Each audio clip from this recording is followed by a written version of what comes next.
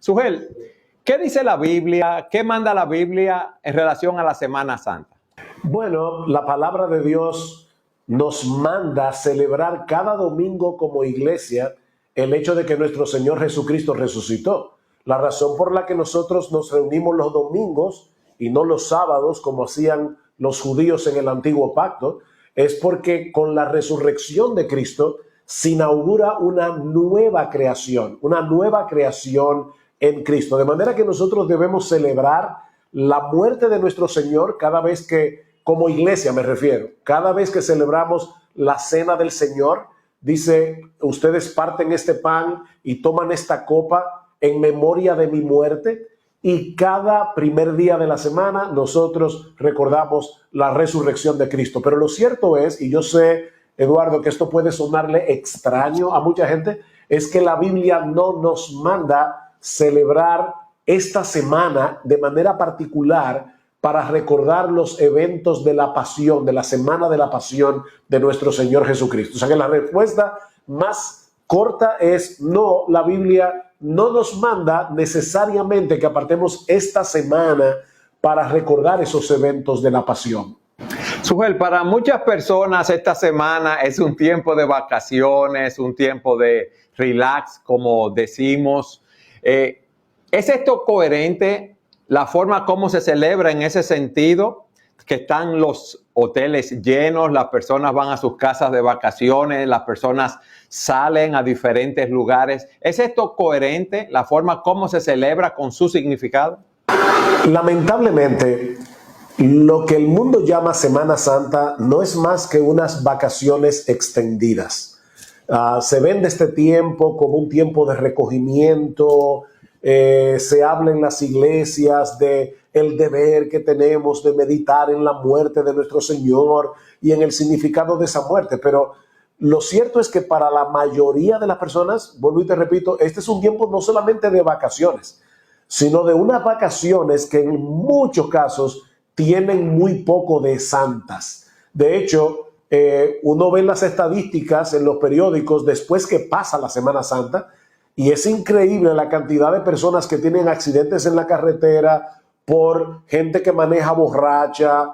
Se venden más bebidas alcohólicas que nunca, aunque ahora, por lo menos en República Dominicana, ¿verdad? El gobierno en este tiempo de pandemia ha querido reducir eso, pero eso es por la pandemia. Lo que normalmente pasa durante el tiempo de Semana Santa es que las estadísticas son muy tristes de la cantidad de personas que se intoxican alcohólicamente, como te decía, que tienen accidentes en la carretera. O sea que lamentablemente no solo que se ha convertido en un tiempo de vacaciones más, lo cual no es malo en sí mismo que la gente tome vacaciones, pero es una vacación que muy pocas veces tiene algo de santa. Entonces, hay una incoherencia cuando uno piensa en la cantidad de pecados que se cometen en esta semana en una forma muy libre, con la razón por la cual Cristo murió en la cruz del Calvario para salvarnos de nuestros pecados. O sea que la muerte de Cristo en la cruz tiene que ver con el pecado del hombre. Y muchas personas celebran la Semana Santa en una forma muy pecaminosa. Entonces, la mayoría de las personas no están viviendo para el Señor, Sugel, los 365 días del año. Ese es el problema.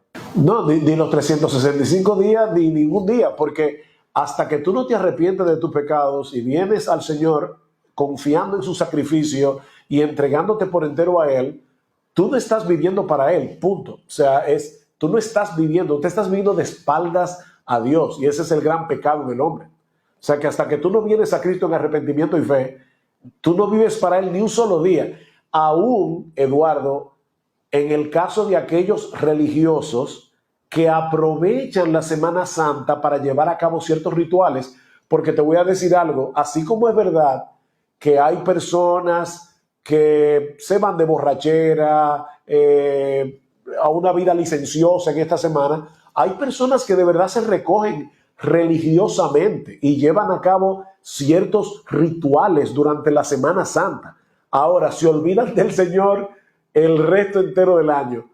Y te voy a decir algo, tan terrible es el que algunas personas tomen este tiempo como un periodo de vacaciones pecaminosas y licenciosas, como que tú calmes tu conciencia celebrando ciertos rituales durante estos días, cuando en realidad tú no te has arrepentido de tus pecados, tú no has confiado en esa muerte de Cristo en la cruz, ni te has entregado por entero a Dios. Esas penitencias que hacen las personas en Semana Santa, que caminan descalzos a ciertos lugares, se latigan,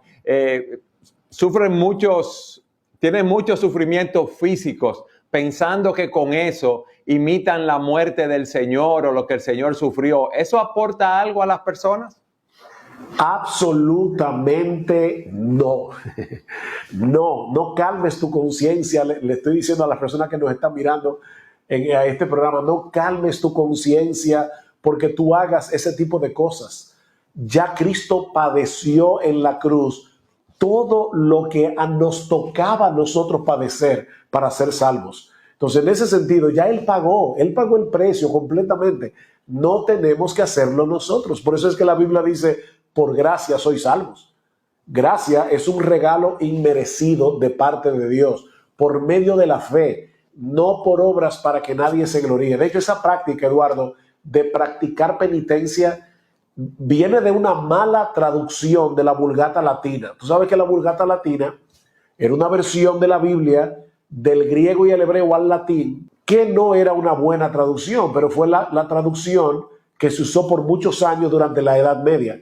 Y cuando la Biblia usaba en el griego la palabra metanoia, que significa arrepentimiento, cambio de mente, cambio de vida, la Vulgata Latina lo tradujo a hacer penitencia. Entonces, esa práctica vino de una mala traducción de las Escrituras. La Biblia no nos manda a hacer penitencia. La Biblia nos manda a confiar en Cristo, quien sufrió en la cruz del Calvario lo que nuestros pecados merecen por causa de la justicia y la santidad de Dios. ¿Por qué murió Cristo? Bueno, la respuesta a esa pregunta es sencilla y es compleja a la vez, o sencilla y profunda, porque es sencilla porque no hay que ser no hay que ser un teólogo para entender que cuando tú tienes una deuda tienes que pagarla. Cada vez que nosotros pecamos contra Dios, nosotros estamos violando su ley y estamos adquiriendo una deuda con su justicia. Ahora, esa deuda, Eduardo, es infinita porque nosotros pecamos cada microsegundo de nuestra vida. Como hemos dicho otras veces en estos mismos programas, el mandamiento más importante de la Biblia es: amarás al Señor tu Dios con todo tu corazón, con toda tu alma, con toda tu mente, con todas tus fuerzas, y al prójimo como a ti mismo. Eso no lo obedece a nadie ni por un segundo. ¿Qué quiere decir eso entonces? Que nosotros vivimos violando los dos mandamientos más importantes todo el tiempo. ¿Quién podía pagar esa deuda infinita? La Biblia dice que la paga del pecado es la muerte. Así que un ser perfecto en justicia, en santidad y en valor tenía que morir por nosotros. Y el único ser en todo el universo que tiene esas dos características es Dios mismo. Y Él no puede morir porque es Dios. Entonces, ¿qué pasó? Que Dios se hizo hombre. La segunda persona de la Trinidad se encarnó primero para obedecer la ley en mi lugar, lo que yo no podía hacer, obedecer la ley de Dios perfectamente, y luego morir en sustitución mía para pagar por mis pecados. Entonces, para la primera parte de la pregunta, ¿por qué tenía Cristo que morir? Bueno, porque la paga del pecado es la muerte y Dios es perfectamente justo, pero es perfectamente amoroso. Así que en su amor, Él proveyó el sacrificio. En su amor, Él pagó. Y eso es lo glorioso del Evangelio. Y volviendo a tu pregunta anterior de las penitencias, por eso es que yo no tengo que latigarme, ni tengo que caminar sobre brasas, ni hincarme sobre pullas. Yo no tengo que hacer eso porque ya Cristo sufrió todo lo que era necesario sufrir por el pecado. Él lo sufrió en la cruz.